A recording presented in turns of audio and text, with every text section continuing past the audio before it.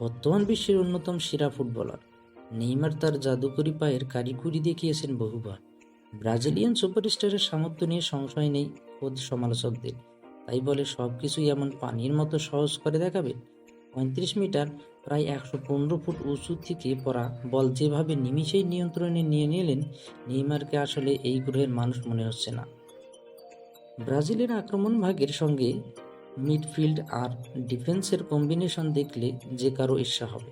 অনুশীলনে ব্রাজিলের এই তারকারা নিজেদের ফার্স্ট টাচ সামর্থ্য পরখ করেছিলেন। নেইমার এই ট্রেনিংকেও যেন নিয়ে গেলেন অন্য লেভেলে। অনুশীলনের এক পর্যায়ে ড্রোনের সাহায্যে ৩৫ মিটার বা প্রায় ১১৫ ফুট উঁচু থেকে নিচে বল ফেলা হয়। নেইমার সেই বল রিসিভ করতে পারেন কিনা আগ্রহ ভরে দেখছিলেন সতীর্থরা। অবাক কাণ্ড, নেইমার খুব স্বাভাবিকভাবেই বলটা এক টাচে নিখুঁতভাবে নিয়ন্ত্রণে নিয়ে নেন, যেন এটা কোনো ব্যাপারই না, যা দেখে বিস্ময় আর মুগ্ধতায় উল্লাস করে ওঠেন সতীর্থরা।